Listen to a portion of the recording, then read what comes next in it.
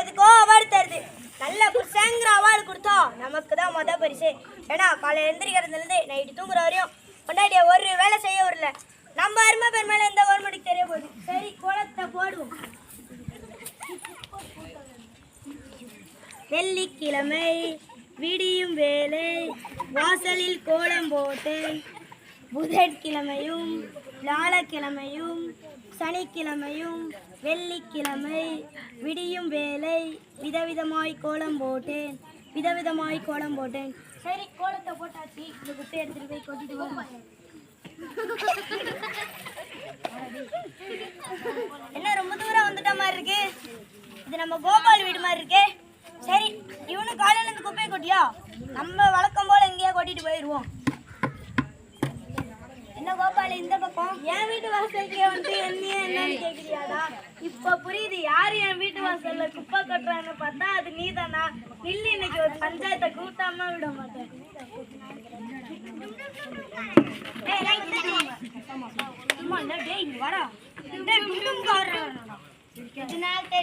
என்ன நாள் நம்ம ஊர் ரெண்டு பொண்டாட்டிக்காரு கோபாலனே நம்ம மேல புகார் கொடுத்துருக்காரு. எல்லாம் பஞ்சாயத்துக்கு வந்துருக்கோ. எல்லாம் வாங்கோ. நில்லுங்க அப்படி.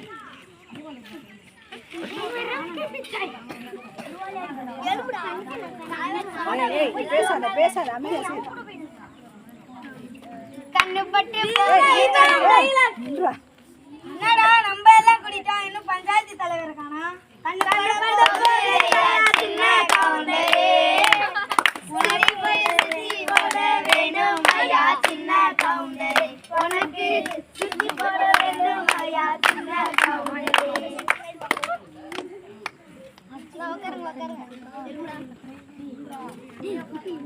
கோபாலு பஞ்சாயத்து கொட்டிருக்க. நம்ம ஊர் பையனுங்க என்ன தப்பு செஞ்சாலும் சொல்லி அதுக்கான தீர்ப்பு வழங்கிடுவோம். தலைவரே அது வந்துங்க. குர்ரா அருவாளா இப்போ தேவைப்படாது. தேவைப்படும் போது பின்னால நானே வாங்கிக்கிறேன். குடி தலைவரே அது வந்து ஒரு நாள் வீட்டுல குப்பை கிடக்கு. கல்லு குடிச்சி வருண் கொஞ்சம் பின்னாடி தள்ளி. அவன் இருக்கிற வேகத்தை பார்த்தா அருமை பெருமைக்கெல்லாம் ஆபத்து வந்துடும் போல இருக்கு. கவனமா டீல் பண்ணி கழிச்சு விடுறா ராசா. நடக்கட்டும் பஞ்சாயத்து நடக்கட்டும். சொல்றா சொல்லு. சொல்றா சொல்லு. ஏய் என்ன பெருசு விவரம் தெரியாம பேசுற? நம்ம ஊர் பையனுக்கு உடம்பு தெரிஞ்சு பேசுற. இன்னாலதான் கோபால் சொன்னானா பின்னால என்ன நடக்கும்னு யோசிக்கிறான். அம்மாதாண்டா கோயில் மான் மேல தலையாடுற. வாயத்தான்னு சொல்றா.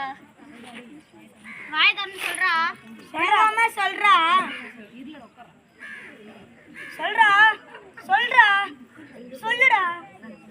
போன பஞ்சாயத்துல முனிசாமி கருப்பசாமியை காட்டி குத்துட்டான்ட்டு ஓடி வெட்டினது கண்ணு முன்னாடி வந்து போகுமா இல்லையா? அதனாலதான் பயத்துல சொல்லாம இருக்கோம்.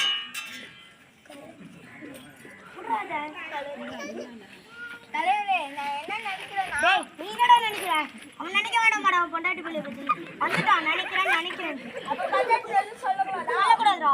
சொல்ல உனக்கு உரிமை இல்லை. நீ பாட்டுக்கு ஏதாவது சொல்லிட்டு போயிட்டனா பாவம் அனுபவிக்கிறது அவன் தானே. நீ பஞ்சாயத்துல உட்காந்து கிழிச்சிட்டு பேசிக்கிட்டு போது பேசின குத்தி போடு. என்னடா மறைக்கிற ரேஸ்கல்? குத்திடுவேன். நீங்க பேசுங்க. நானும் வந்து பாத்துக்கிட்டே இருக்கேன். அவனை பேசவே விட மாட்டேங்கிறேன். நான் தான் பேசுவேன். அவனுக்காக யார் இருக்கா? நான் தான் இருக்கேன். நான் தான் பேசுவேன். 10 நாள் வீட்டில் இருக்கான், 20 நாள் காட்டில் இருக்கான். 2 பொண்டாட்டி வச்சு அவன் தானே டீல் பண்ணுறான். மூத்த பொண்டாட்டிக்கு 5 புள்ள, 2வது பொண்டாட்டிக்கு 5 புள்ள. அவன் தான் பாவம். நான் தான் பேசுவேன். உரிமைப்பட்ட நான் தான் பேசுவேன். வந்ததுலேருந்து பார்த்துட்டு குறுக்க பேசிட்டு இருக்க. அடிச்சானா வீசையெல்லாம் பறந்துடும். ஒரு நிமிஷம். இன்னைக்கு காலையில அவன் வீட்டு வாசல குப்பை இருந்துச்சாடா? சொல்றா. இன்னைக்கு குப்பை இல்ல, ஆனால் குப்பை கொண்டு சொல்லணுமா சொல்லக்கூடாதா? காலையில இருந்து அத்தாண்டா கேட்டுட்டு இருக்கான். பஞ்சாயத்துல வெட்டி இருக்கான்.